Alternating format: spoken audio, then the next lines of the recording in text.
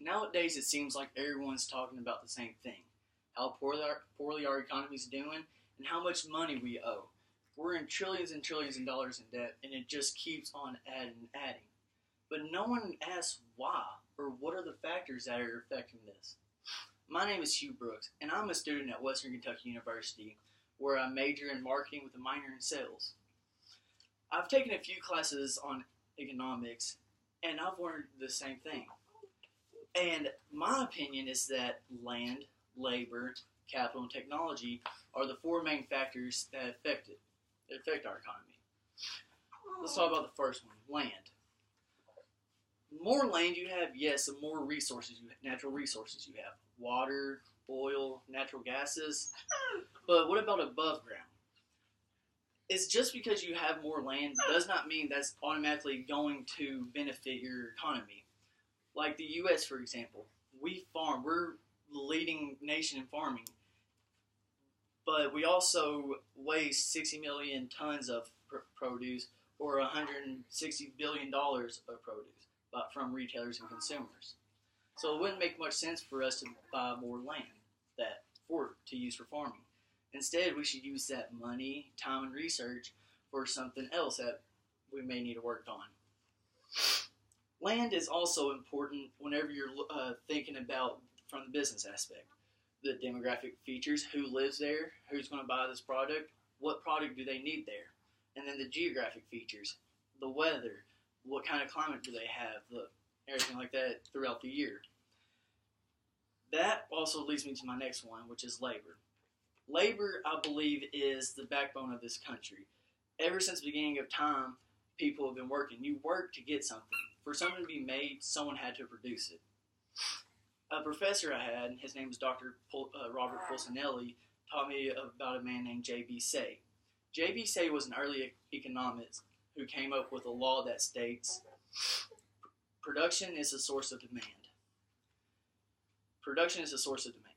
To break this down, it pretty much means when an individual gives a service or a good, he or she gets paid. In return, with that money, he or she will demand another good or service. And it will keep going and going. As you can tell, labor helps keep money in circulation very well. Someone earns money, they go around and spend it. This is what also helps our economy. Which takes me to the next factor, which is capital. Capital deals with money, how much a company or an organization is worth. And when you think, well, who's doing better, you automatically think who has more money.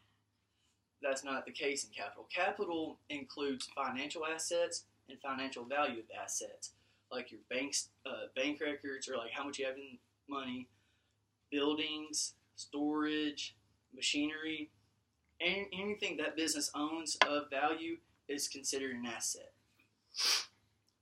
For our country, tax dollars help, investments help, and exports contribute, but not so much help. See, according to the U.S. Export Fact Sheet released on December 6, 2016, we import $229 billion worth of goods, while we export $186.4 billion worth of goods. That's a $42.6 billion deficit in just 1 month. In 2016 as a whole, we exported $2.2 trillion worth of goods, but imported only $2.7 trillion worth of goods. That made the U.S. the third largest exporters in the world, and the third largest exporters and the second largest importers in the world. That's not so good. Technology. Technology advancements have pushed industries to expand and help the economy. The United States Census Bureau released that in 2016, we imported $84 million more than we exported in technology or advanced technology. That means we were $84 million in debt in 2016 just from technology. As so far in May of 2017, we're $35 million, or we've imported $35 million more than we've exported. Like I said, technology advancements have a positive impact. dating back to the 20s, 60s, and 90s. The 20s, after World War I, when Henry Ford created the Model T, more labor, more production, the steel industries were booming. It expanded the economy. In the 60s, basic computer programming was a thing, or it came.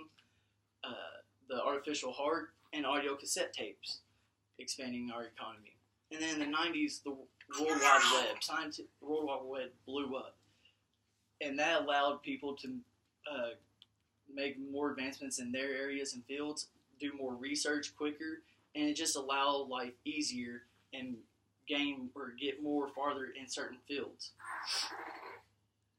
As I'm finishing, I do want to say the reason why I think these 4 factors are so important is because whenever you take these 4 factors and put them together for one specific area or one job, it's amazing when you come. Think about what land you're going to buy. Who are the people there that can work for it? What machinery, what value will that company or business in that land have? And what technology are you going to use to make that business successful? When you integrate these 4 factors, your choices are going to be a lot more wiser, and you're probably going to benefit a lot more in the future.